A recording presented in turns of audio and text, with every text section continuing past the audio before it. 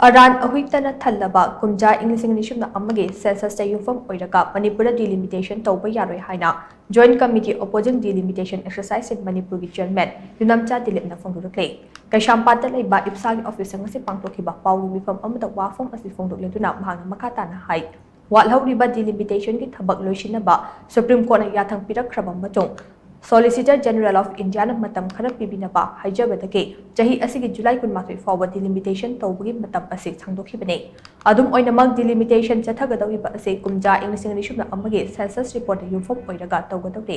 report asida Aran Ahui kaya yawbada Manipur gi oina mangsaba kaya lakane census report aduda Ukhul Senapati amadi Chandel district ke subdivision mapanda mahausaga manadaba maungda missing hingalakpa thengnabana report adu chatnaba yaroi census report adu de yawriba aranba sing adu hana semdokpage tangai fataba lei hiram asigi matangda kumja English na kunda High Court of Manipur da PIL ama thakibasu lekhrabade masigi matungda amuk luk khara amadi political party singnaso delimitation ke mayokta lauduna case file file tawkiba lekhrabane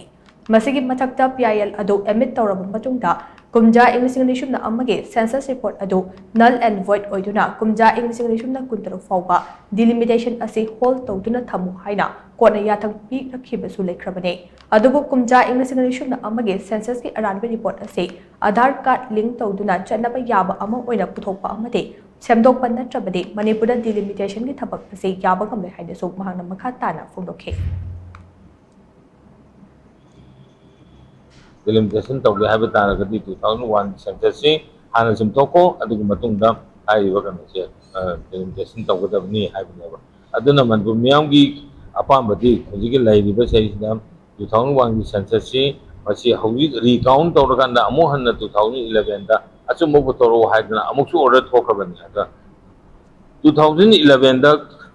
achumba report se puthongna bagi census tawnaba satpa matamda innovators sangba yaiga yadega tawna NSN IMG karigi masigi irang yam lei jibna ma haisi pangthok ngamgidabani aduna hairiba kanosi sida pangthok kidrabanina haigo 2001 census agency adum lengna leiri hairiba aranba census report sida page tawrakanda masi kano tawba tarabadi masi apana